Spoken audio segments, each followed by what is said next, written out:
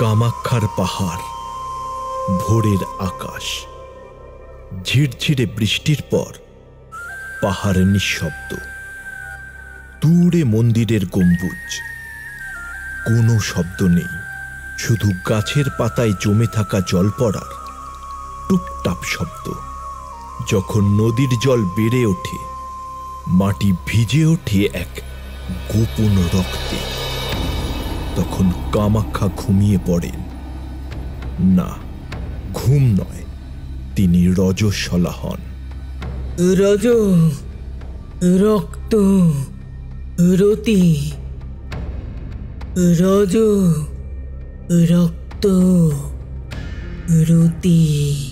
সে ভয় পেয়েছে, কামরূপী অসম্পূর্ণ রয়ে গেল। কামাখ্যা?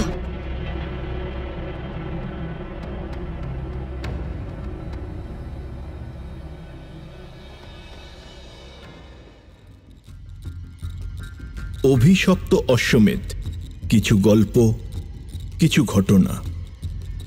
আজ আপনারা শুনছেন লেখিকা সৃঞ্জিতা দাসের কলমে রজ গল্পটির দ্বিতীয় পর্ব। এই গল্পটি সম্পূর্ণরূপে প্রাপ্তবয়স্কদের জন্য।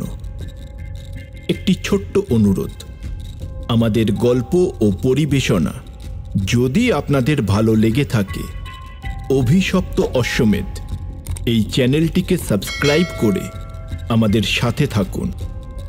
শুরু হচ্ছে সৃঞ্জিতা দাসের কলমে রজ গল্পটির দ্বিতীয় ও অন্তিম পর্ব।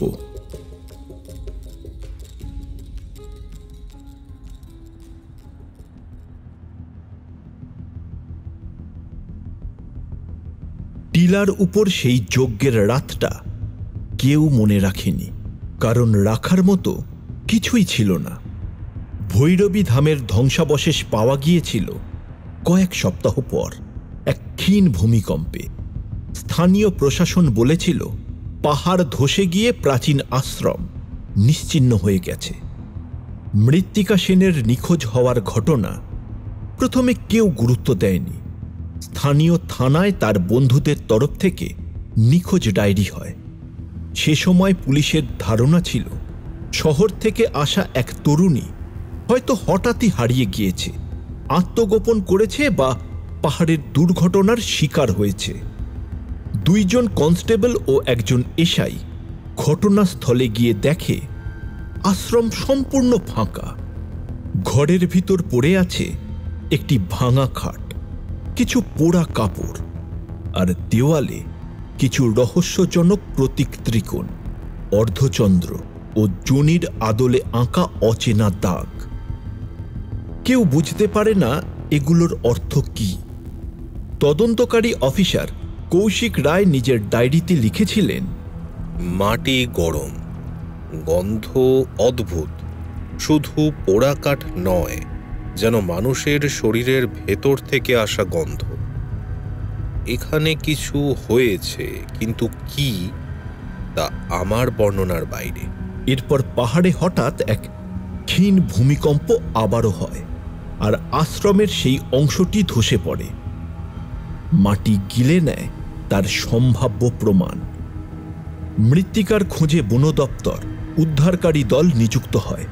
হেলিকপ্টার থেকে সার্চ চালানো হয়, কিন্তু কোথাও কোনো চিহ্ন মেলে না, না কোনো মৃতদেহ, না কোনো জামা কাপড়। তদন্ত ধীরে ধীরে শীতল হয়। একসময় ফাইলটিতে closed, body not found stamp পড়ে। তবে তদন্তকারী কৌশিক রায় শেষ দিন ডায়েরির পাতায় এক লাইন লিখেছিলেন, যা কখনো রিপোর্টে যায়নি। আমার মনে হয় মৃত্তিকা কোথাও লুকিয়ে নেই, সে মাটির নিচে আছে, বাট নট ডেড। এই পাহাড় তাকে চাপা দেয়নি, বরং ধারণ করেছে। তারপর ফাইল বন্ধ হয়ে যায়।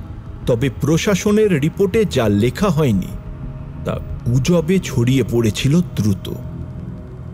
লোকজন বলতো মাটির গন্ধ ছিল রক্তের। কেউ কেউ আবার শুনেছে রাতের বেলা পাহাড়ের দিক থেকে এক নারীর কান্না। আর মন্ত্রের টুকরো টুকরো শব্দ ভেসে এসেছে হাওয়ায়।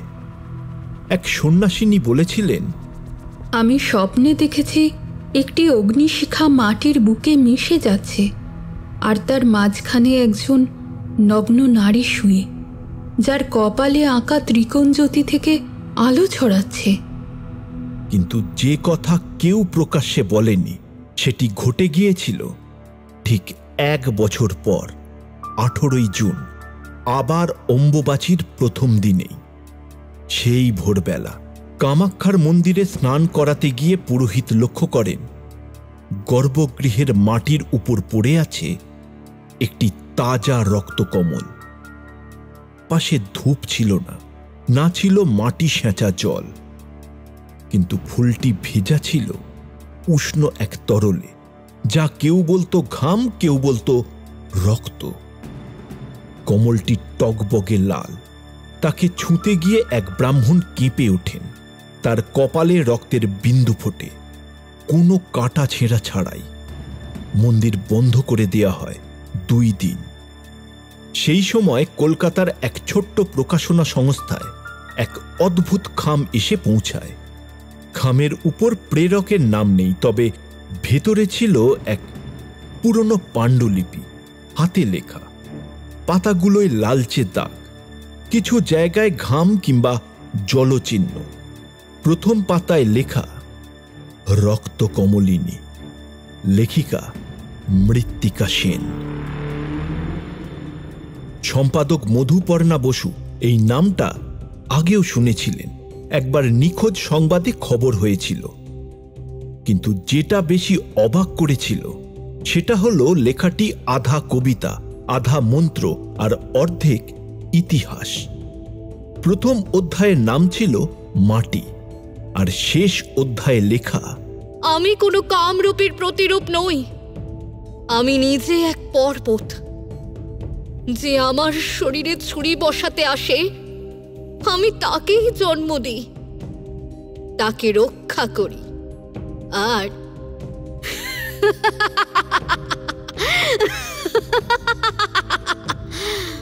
আর শেষে আমি তাকে গিলে ফেলি।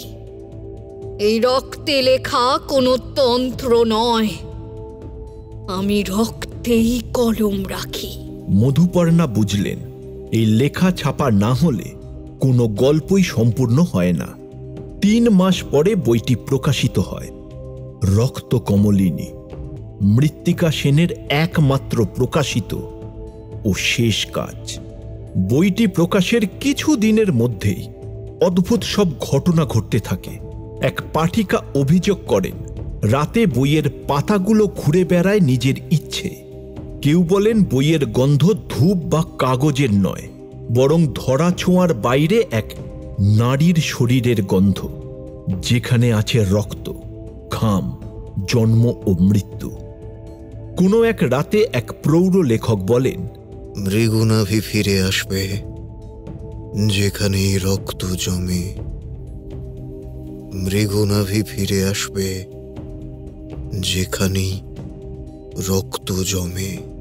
তিনি যখন বইটি পড়ছিলেন তখন তার স্ত্রীর কণ্ঠে হঠাৎ এক মন্ত্র ভেসে আসে। তার মুখের ভাষা বদলে যায়, মুখ থেকে বেরিয়ে আসে একটাই বাক্য, মৃগুনাভি ফিরে আসবে যেখানে রক্ত জমে। আবার কেউ কেউ বলে সেই বইয়ের পাতাগুলোর মাঝখানে এক অদৃশ্য ত্রিকোণ অঙ্কিত, যা শুধুমাত্র তাঁরাই দেখতে পায়, যারা জীবনে অন্তত একবার কোনো অন্ধকার নারী কেন্দ্রিক শোষণ বা গ্লানি বয়ে নিয়ে চলে। অন্যদিকে মৃত্তিকার নাম আজও মুছে যায়নি।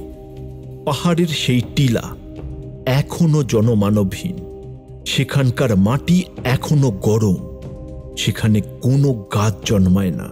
কিন্তু মাঝে মাঝে অম্বুবাচীর সময় ভোরে এক নারী মূর্তি দেখা যায়, লাল শাড়ি, খালি পা, কপালে ত্রিকোণ। তিনি কারোর সঙ্গে কথা বলেন না, কেবল হাতে একটি লাল পদ্ম তুলে রাখেন টিলার গায়ে। তখন পাহাড়ের বাতাস আবার জেগে ওঠে, কিন্তু হাওয়ায় গুঁই গুঁই করে ঘুরে বেড়ায় এক পংক্তি। আমি রক্ত কমলিনী, তোমাদের সমস্ত ছায়া আমি চিনি। আমি আসি, আমি বারবার আসি। যখন এই মাটি আমাকে ডাক দেয় আমি তখনই আসি, আর যাই এক ফোঁটা রক্ত রেখে। রক্ত কমলিনী মৃত্তিকার অন্তিম পাণ্ডুলিপি, যা লেখা আগুনে পড়ে না, পাথরে গেঁথে থাকে। এই বই কোনো উপন্যাস নয়, এটি এক স্ত্রী সত্তার প্রাগৈতিহাসিক তান্ত্রিক রক্তময় আত্মবর্ণনা, যা উঠে এসেছে আগুন, যন্ত্রণা আর আত্মচেতনার এক অনির্বচনীয় পদ বেয়ে। মৃত্তিকা সেন এক নিঃসঙ্গ লেখিকা, যিনি নিজের শরীর, রক্ত ও স্মৃতিকে উৎসর্গ করেছিলেন কামরূপীর ছায়াকে। অম্বুবাচীর রাতে যজ্ঞের আগুনে আহুতি দেওয়ার আগে তিনি রেখে গিয়েছিলেন এই পাণ্ডুলিপি রক্ত কমলিনী। এটি এমন এক ভাষায় লেখা যা কবিতা, তন্ত্র, ইতিহাস এবং প্রতিবাদের সংমিশ্রণে গড়া। একদিকে নারীর দেহ, মন, চেতনার গোপন দরজা খুলে দেয়, অন্যদিকে পুরুষতান্ত্রিক দৃষ্টিকে ভেঙে ফেলে রক্তের শব্দে। যে লেখা আগুনে পড়ে না, এই বাক্যই বোঝায় এমন এক আত্মশব্দ যা জ্বলন্ত যজ্ঞের আগুনেও বিলীন হয় না। মৃত্তিকা নিজের দেহ পুড়িয়েছিলেন, কিন্তু তার কথা, তার আত্ম অভিজ্ঞতা ছাই হয়নি, বরং তা রয়ে গেছে শক্ত হয়ে, পাথরে গেঁথে। এটি ইতিহাসের গভীরতম স্তরেও চিরস্থায়ী, মাটির মতো, পাথরের মতো, এমনকি দেবী মূর্তির ভেতরকার চিত্রলেখার মতো। রক্ত কমলিনী হলো সেই পাণ্ডুলিপি যা আগুনে লিখিত, মাটিতে বপন আর রক্তে সিঁদুর করা তার কাহিনী। আমি জন্মাইনি, আমি কখনোই জন্মাইনি। আমাকে খুঁড়ে তোলা হয়েছে। গর্ভ নয়, কোনো গুহা নয়, এক টিলার মাটি ফুঁড়ে। যে রক্ত ঝরেছে 3 নারীর পেটের নিচ থেকে, সেই রক্তই আমার ছায়া।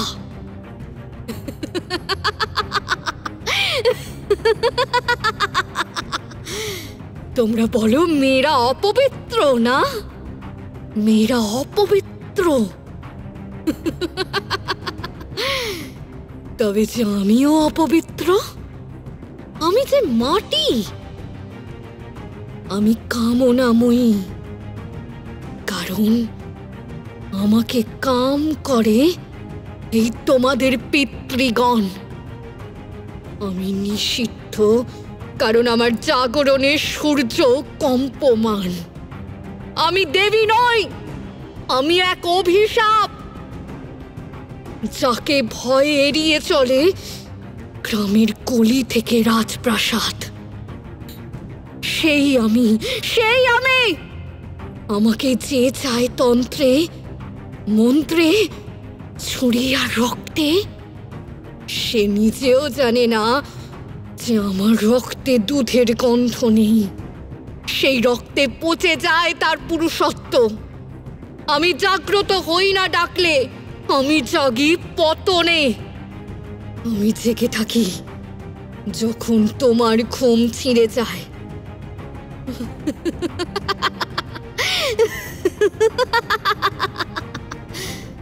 আমার তো মুখ ছিল না, তোমরাই তো গড়ে দিলে আমার মুখ। আমার মুখে চোখ ছিল না, তোমরাই তো আমাকে দৃষ্টি দিলে। কামের, দাহের আর অভিশাপের। আমি পাথর নই, আমি প্রসব। আমি সন্তানকে মুখ ধুয়েছি নিজের রক্তে, আর সেই সন্তানই একদিন মুখে তুলে নিয়েছে আমার ছায়া।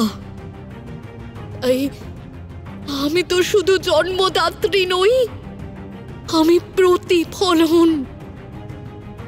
মনে রেখো তোমরা, রক্ত কমল কোনো ফুল নয়, সে এক গোপন উচ্চারণ। সেই উচ্চারণ যে কানে পড়ে, সে পুরুষ নারীতে ভেঙে যায়। যে চোখে পড়ে, সেই আগুনে চোখ মেলে। একদিন এক লেখিকা লিখেছিল, আমি ভয় পাই না, কারণ আমার দেহেও গুহা আছে। আর সেই দিনই আমি জেগে উঠেছিলাম। তার কলমে আমার জিহ্বা ফুটে উঠেছিল। আমি আত্মাহুতি দিইনি, আমি মাটি ফিরে পেয়েছি। আমার এই শরীর ছিল ভাড়া করা, নাম খোদাই করা, কিন্তু আগুনে পুড়ে আমি আবার বীজ হলাম। আমার ছাই যেখানে পড়ে, সেখানেই আর কোনো নারীর গলা কেউ টিপে ধরতে পারে না। আমি চলে যাই না, আমি সদা জাগ্রত। আমি জমি, আমি অপেক্ষা করি। কেউ ডাকলে আমি ফিরি না। যার গলায় রক্ত ওঠে, তার চোখে আমি ফিরে আসি।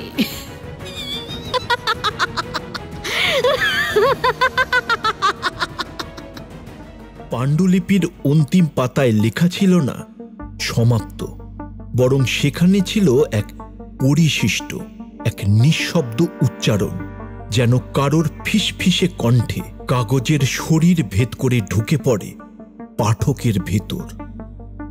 লেখা ছিল, যদি তুই এই পাণ্ডুলিপি পড়িস, তাহলে বুঝে নিস তোর ভেতরে আমি অল্প হলেও রয়েছি। আমি গেছি ঠিকই, কিন্তু মুছে যাইনি। তোর আঙুল যখন এই অক্ষর ছোঁবে, তখন তোর শিরায় একটু রক্ত ঘন হয়ে উঠবে। তুই হয়তো গায়ে হিম বুঝবি, অথবা কোনো পুরানো দুঃস্বপ্নের গন্ধ পাবি কাগজের ভাঁজে। তবে জানবি, আমি কামরূপী নই, আমি কুসুম। আমাকে লিখতে পারিস, তুই যে আমার উত্তরাধিকার। তোর কলমেই একদিন আমার জিহ্বা গজাবে রক্তে ভেজা, সত্যে ছুঁয়ে কাঁপা। আমি যে থাকি ছায়ায় রে, আমি ফুটে উঠি সেই পাতায় যেখান থেকে কেউ মুখ ফিরিয়ে নেয় না। আমার গল্প কেউ কোনোদিন চাপা দিতে পারবে না। আমি যে একা নই, আমি তাদের সবার প্রতিধ্বনি, যারা কথা বলতে পারেনি, যারা জাগতে চেয়েছিল কিন্তু তাদের জোর করে ঘুম পাড়ানো হয়েছিল। পাতার এক কোণে ছিল এক ত্রিভুজ চিহ্ন, তার নিচে অদ্ভুত এক লাল কালি, তাতে লেখা, এই কাহিনী এখনো শেষ নয়, বরং এই কাহিনী একটা বীজ পরবর্তী লেখিকার জন্য। এই পাণ্ডুলিপিটি আর উত্তরাধিকারহীন নয়। তুমি পড়ছো মানেই তুমিও এখন মৃগনাভি। আর আমি জানি, ঠিক একদিন তোমারও লেখার মাঝখানে আমি এইভাবেই জেগে উঠব। তার নিচে আর কিচ্ছু নেই, শুধু পাতার চারপাশে ছড়িয়ে থাকা ছায়া। কোনো বাতাস না থেকেও পাতাটা হালকা কেঁপে ওঠে। মৃত্তিকা কোথায় গেল তা কেউ জানে না। তার নিখোঁজ হওয়ার সরকারি নথিতে লেখা জঙ্গলে হারিয়ে যাওয়া, কিন্তু পাহাড়ের লোকেরা তা বিশ্বাসই করে না। কেউ বলে সে নিজেই যজ্ঞের আগুনে ঝাঁপ দিয়েছিলেন, কেউ বলে তাকে টেনে নিয়েছিল সেই ছায়ামূর্তি যে নিজেকে কামরূপী বলে দাবি করেছিল।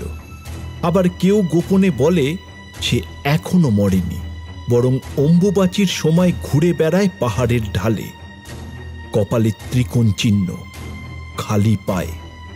এক হাতের রক্তকমল। মাঠের নারী শ্রমিকেরা অম্বুবাচীর তৃতীয় রাত্রে যদি কারোর গলায় পিতলের হার কেটে পড়ে যেতে দেখে, তারা বলে মৃগনাভি এসেছে। কিন্তু বাস্তবতার চেয়েও বেশি ছায়াময় মৃত্তিকার লেখা। যখন রক্তকমলিনী পাণ্ডুলিপিটি প্রকাশিত হয়, প্রথম কপিটি এক তরুণ পাঠিকার হাতে পড়ে, যার নাম অদ্বিতীয়া। রাতের অন্ধকারে খোলা জানালার সামনে বসে অদ্বিতীয়া সেই শেষ পাতায় এসে থেমে যায়। বইয়ের পাতায় ছাপা নেই, কিন্তু হঠাৎ যেন শেষের অংশে উদ্ভাসিত হয় এক দল হস্তাক্ষর। তার ঠোঁট নড়ে ওঠে, অথচ সে শব্দ করে না।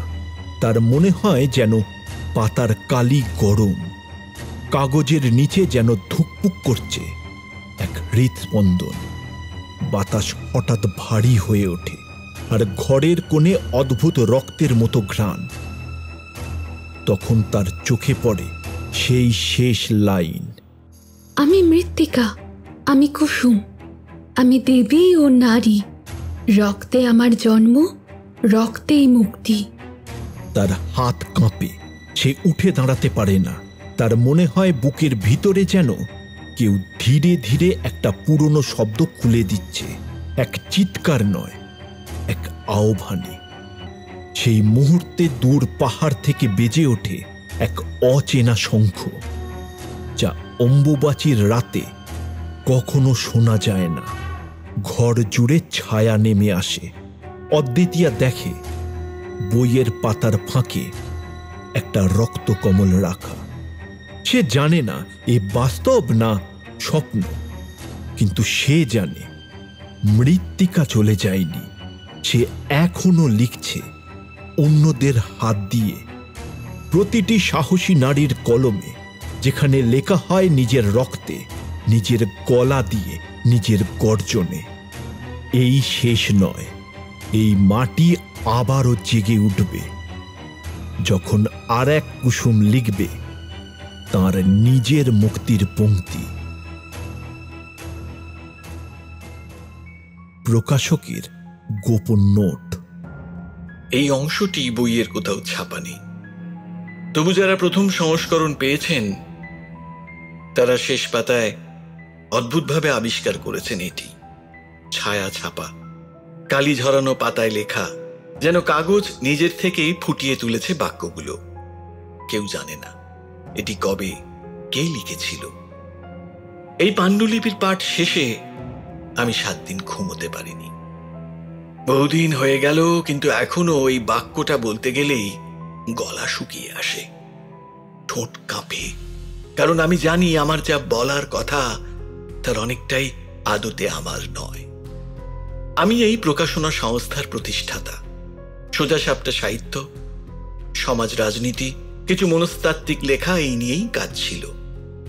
কিন্তু রক্তকমলিনী আসার পর বুঝলাম সব লেখা আদতে লেখা নয়, কিছু লেখা হয় লিখিয়ে নেওয়া। সেই জুন মাসের শেষ দিকে একটি খাম আসে, প্রেরকের নাম নেই। খামের ওপর গাঢ় লাল শিলমোহর, ত্রিকোণ চিহ্ন আঁকা, ভেতরে পুরনো কাগজে হাতের লেখা এক স্ক্রিপ্ট, রক্তকমলিনী, লেখিকা মৃত্তিকা সেন। নামটাকে শুনিনি, ইন্টারনেটে খুঁজতে গিয়ে দেখি বছরখানেক আগে খবর হয়েছিল এই নামে একজন নিখোঁজ। অসমের কোনো পাহাড়ি এলাকায় নাকি তাকে শেষ দেখা যায়, কিন্তু তার প্রমাণ নেই। স্থানীয়রা বলে সে ছিল টিলার মেয়ে, এক অদ্ভুত আশ্রমের সঙ্গে যুক্ত। পরে সেই আশ্রম ধ্বংস হয় ভূমিকম্পে। এরপর মৃত্তিকার কোনো খোঁজ নেই। সেদিন সন্ধ্যায় বাড়ি নিয়ে পড়া শুরু করি। ধীরে ধীরে বাতাস বদলে যায়। প্রথমে কাগজের ঘ্রাণ, তারপর মনে হয় পুরনো ধূপ, শেষে বুঝি এটা রক্তের গন্ধ। দ্বিতীয় রাতে স্ত্রীর ঠোঁট ফেটে রক্ত পড়ে পাতায়, আর সেই জায়গায় ভেসে ওঠে এক অদৃশ্য লাইন, তো রক্ত পড়লেই যে আমি জাগি রে। কোনো কলম নয়, কোনো কলা নয়, রক্তই আমার কলা। তৃতীয় রাতে জানলার পাশে দেখি এক নারী, চুল খোলা, খালি পা, কপালে ত্রিকোণ আঁকা, চোখে নিস্তব্ধতা। আমি তাকিয়ে থাকি, সে নেই। আমার স্ত্রী বলে ওঠেন, আমি জানি না কেন মনে হচ্ছে আমি কুসুম ছিলাম কোনো জন্মে। ঠিক তখনই আমার মনে হয় এই বই পড়া মানেই নিজেকে খোলার শুরু, শুধু বাইরের নয়, ভেতরের আত্মারও। আমি সিদ্ধান্ত নিই এই লেখা আর প্রকাশ করব না, কিন্তু ততদিনে দেরি হয়ে গেছে। 100 কপি ছাপিয়ে পাঠিয়ে দিয়েছি। এরপর একের পর এক অদ্ভুত ঘটনা। এক তরুণী পাঠক নিখোঁজ, শেষ অবস্থান বউবাজারের পুরনো বাড়ি। এক ইংরেজি প্রফেসর বই পুড়িয়ে দেয়, পরে ছাইয়ের ভেতর লেখা দেখা পায়, আমি ছাই থেকেও উঠি। আরো পাঠক, তাদের স্বপ্ন বদলে যায়, কণ্ঠ বদলে যায়, আয়নায় ছায়া বিকৃত হয়। তখন আমি বুঝি এটা কেবল পাণ্ডুলিপি নয়, এটা তন্ত্র, যা নিজের শরীর খোঁজে, পাঠকের ভেতরে প্রবেশ করে নিজের গল্প লিখতে চায়। আর এখন আমি নিজেও জানি না এই নোট আমি লিখছি নাকি আমার ভেতরের কেউ। কারণ আজ বহুদিন পর আমি আর বই খুলিনি, তবুও স্ত্রীর মুখে মাঝরাতে উঠে আসে সেই মন্ত্র, মৃগুনাভি ফিরে আসবে যেখানে রক্ত জমে। তবু দেরি হয়ে গেছে। 100 কপি ছাপা পড়ে আছে, পাঠক নিখোঁজ, কেউ পুড়িয়ে দিয়েও রেহাই পায়নি। ছাইয়ের মধ্যে থেকেছে শব্দ, আমি আবার উঠব। এখন আমি জানি আমি লেখক নই, আমি পাত্র। আমার শরীর, আমার স্মৃতি, আমার কথা সব লেখা হচ্ছে আমার বাইরে থেকে। শেষবার পাণ্ডুলিপির মাঝের পাতা কিছু ছিল না, কিন্তু একটা তাজা লাল পদ্ম, আর মাথার ভেতর বাজছিল সেই চেনা গলা, আমি মৃত্তিকা, আমি কুসুম, আমি এখন তোর ভেতরে লিখছি। কিন্তু এখানেই শেষ নয়। 1 মাস আগে অসম থেকে এক গ্রাম্য ভিডিও আসে আমার কাছে, কাঁপা হাতে মোবাইলে তোলা। এক পাহাড়ের পাথরের গায়ে লাল রঙে লেখা, মাটি আমার, আগুন আমার, কলম আমার। ভিডিওর শেষ দিকে ক্যামেরা ঝাঁকুনি খেয়ে হঠাৎ দাঁড়িয়ে পড়ে একজন নারী, চুল খোলা, কপালে ত্রিকোণ, হাতে লাল পদ্ম। গ্রামের লোকজন বলে মৃত্তিকা মরেনি, সে পাহাড়ে ফিরে এসেছে। এখনো কেউ প্রমাণ পায়নি, কিন্তু আমি জানি মৃত্তিকা যদি বেঁচে থাকে তবে সে আর নিছক মানুষ নয়, সে এক শরীরবিহীন গল্প, যে নিজের চরিত্র বানায় পাঠককে। আর যদি তুমি এই শেষ নোট পড়ছো, সাবধান, কারণ এই নোটও ওই সংক্রমণের অংশ। তুমি এখন শুধু পাঠক নও, তুমি তার পরবর্তী লেখিকা। তোমার কপালে একদিন নিজে থেকেই ফুটে উঠবে সেই ত্রিকোণ। লেখা শেষ না, এ কেবল শুরু।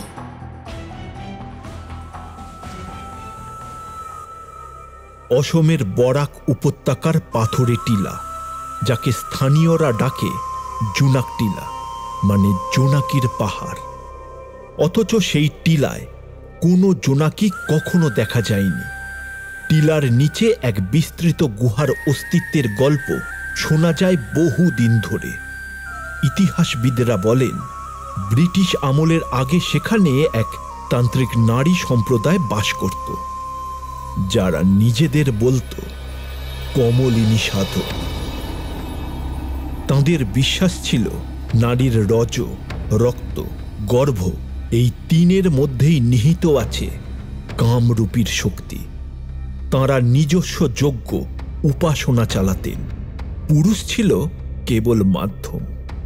এই সাধনায় যারা ব্যর্থ হতো তাদের জন্য টিলার নিচে বিশেষ বর্জনা কূপ ছিল। লোককথা বলে সেই কূপে নাকি আজও বাতাসের মধ্যে ভাসে এক ধরনের ঘামের, রক্তের গন্ধ। মৃত্তিকা সেন সেই ইতিহাসে হারিয়ে গিয়েছিলেন, কিন্তু গ্রামের মানুষ জানে সে মারা যায়নি। 2018 সালের অম্বুবচীর সময়ে এক রাখাল ছেলে টিলার পেছনে গুহার মুখে দেখতে পেয়েছিল এক নারীকে।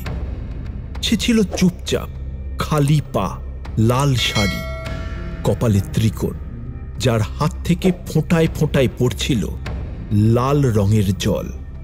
ছেলেটি ভয়ে পালায়, কিন্তু পরে সেই জায়গায় গিয়ে দেখা যায় গুহার দেওয়ালে এক লাইন রক্তে লেখা, আমি এখনো জন্ম দিই, আমি এখনো লিখি। পুলিশ আবার তদন্ত শুরু করে। মৃত্তিকার পুরনো নিখোঁজ রিপোর্ট খোলা হয়, কিন্তু তার কোনো দেহ পাওয়া যায়নি। কিছুদিন পর তদন্ত আবার বন্ধ হয়, ফাইল চাপা পড়ে। তবে অসমের পাহাড় থমকে থাকেনি। সেখানে আজও মধ্যরাত্রে বাতাস ভারী হয়ে ওঠে। জোনাকি দেখা যায় না, কিন্তু জোনাকির ছাই বাতাসে ভাসে। পাহাড়ের এক কোণে এখনো একটা ছোট্ট কুঁড়ে ঘর দেখা যায়। কেউ বলে সেটা খালি, কেউ বলে ওটার ভেতরে থাকে এক নারী, যার চুল খোলা, যার গায়ে পোড়া গন্ধ, যার শরীর ছুঁয়ে গেলে হাতের রেখা বদলে যায়। আর 2022 সালের মাঝামাঝি কলকাতার সেই প্রকাশক যখন হঠাৎ নিখোঁজ হন, তার ঘর থেকে শুধু একটা জিনিস পাওয়া যায়, একটা খাম, যার ভিতরে লেখা ছিল, এই গল্প এখনই শেষ নয়, এখান থেকেই তুই লিখবি, আর আমি তোর ভিতরেই থাকব। বৃদ্ধ তান্ত্রিক গবেষক সুপ্রিয় শর্মা, যিনি গত 40 বছর ধরে কামাখ্যা, বরাক উপত্যকা আর অসমের দুর্গম পাহাড়ি অঞ্চলে গিয়ে বিভিন্ন গুপ্ত সাধনা, লোককথা আর তান্ত্রিক নিদর্শন খোঁজ করেছেন।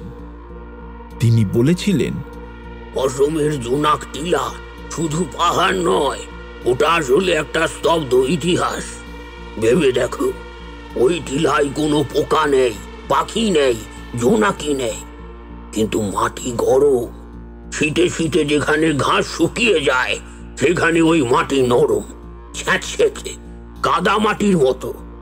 এটা প্রাকৃতিক নয়, এটা জাগ্রত ভূমি। সুপ্রিয় শর্মা আরও জানান, 1983 সাল, তখন আমি তরুণ। সরকারি অনুমতি নিয়ে ওই এলাকায় খনন হচ্ছিল। টিলার নিচে পুরনো একটা সুড়ঙ্গের মুখ খুলে যায়। গুহার ভেতর আলো ঢোকানো হয়, আর তখন ভেতর থেকে যা উঠে আসে সেটা সরকারি রিপোর্টে লেখা হয়নি। সুড়ঙ্গের ভেতর যা ছিল সেটা সবাইকে চমকে দিয়েছিল। সেখানকার দেয়ালে খোদাই করা ছিল অদ্ভুত সব চিহ্ন, নারী শরীরের যোনি, গর্ভ, স্তনের প্রতিরূপ, ভ্রূণ সদৃশ্য এক বৃত্তের ভেতর রক্তের রেখা, আর চোখের মতো দেখতে এক প্রতীক, যার মাঝখানে আঁকা ত্রিকোণ।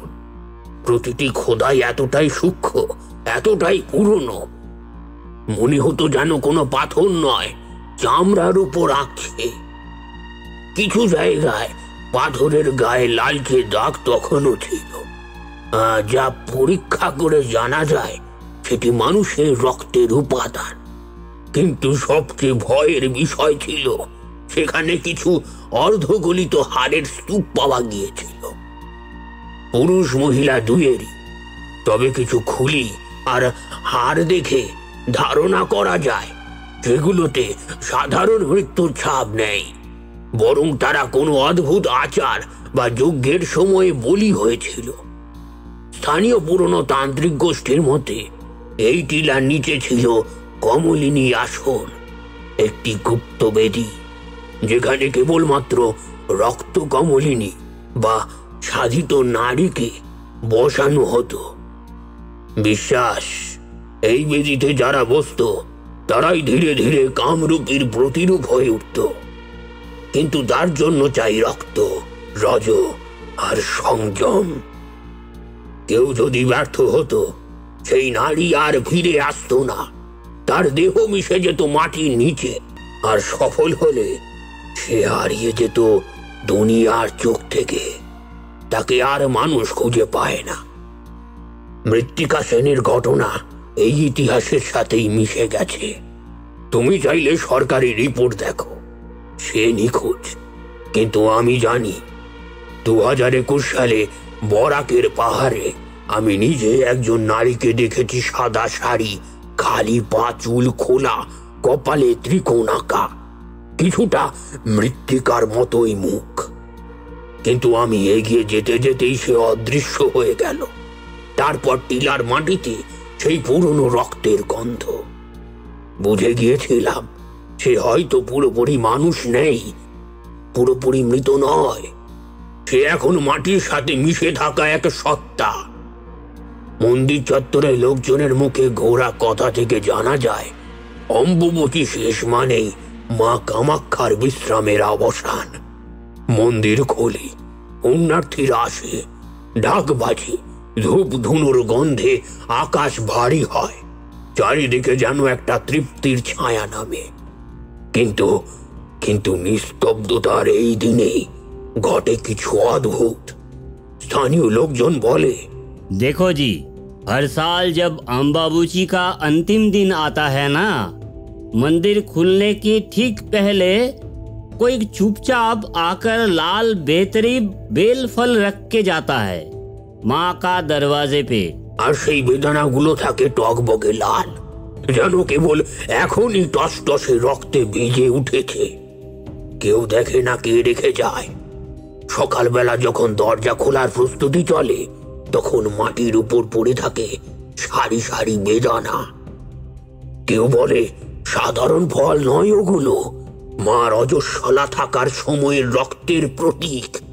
আবার কেউ বলে ওগুলো আসলে একটা স্মৃতি, একটা বার্তা। যারা জানে তারাই বোঝে।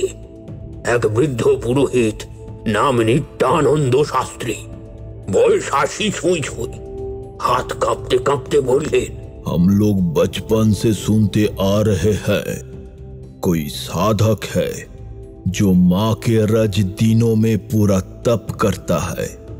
वो ना किसी को दिखता है ना नाम बताता है, लेकिन उसका चेहरा लाल वरना हर साल आता है। ये कोई आम आदमी नहीं, ये कोई है जो देवी के भीतर समाया है। লোকেরা ভাবে কামাক্ষা মা তো নিজেই প্রকৃতির মা, রক্তের মা, নারী শরীরের সবটুকু গ্রহণ করেন। আর যে কেউ নিজেকে তার কাছেই অর্পণ করে, সে কি আর মানুষ থাকে, নাকি সে রয়ে যায় একটা ছায়ার মতো? কেউ আবার আরো অন্ধকার কথা বলে, বেদানা ফল না, ওই বেদানার ভিতরে রক্ত জমে থাকে। কখনো যদি কেটে দেখো, সাদা শাঁসের বদলে বের হবে টকটকে লাল রস, ঠিক যেন তাজা রক্ত। পুলিশ প্রশাসন, মন্দির কমিটি এসব নিয়ে কিছু বলে না, কারণ এও এক রীতি হয়ে গেছে। তারা শুধু দেখে বেদানা পড়ে আছে, কেউ ছুঁয়েও দেখে না, ধূপ জল ছিটিয়ে সাফ করে দেয়। কিন্তু যারা জানে, যারা পুরনো দিনের কথা মনে রাখে, তারা বলেই ফেলে, माँ के दरवाजे पे वो बेतरीब लाल बैनराना रखा दिखे, समझ लेना कोई है जो हर साल अंधेरे में निकल के माँ के याद दिलाने आता है कि देवी सोती नहीं, ছায়া भी नहीं मरता। আর পাহাড়ের পেছনে তখন বাতাসে ভেসে আসে চাপা গন্ধ, বেদানার মিষ্টি গন্ধ নয়, কাঁচা রক্তের গন্ধ। আর আর যদি তুমি তুমি এই শেষ নোট পড়ছো, সাবধান সাবধান। হ্যাঁ, কারণ কারণ এই নোটও ওই ওই সংক্রমণের অংশ। তুমি তুমি এখন পাঠক নও, তুমি তুমি পরবর্তী লেখিকা। একদিন একদিন তোমার কপালে ফুটে উঠবে সেই ত্রিকোণ, আর লেখা শুরু হবে তোর তোর শরীর দিয়েই শেষ।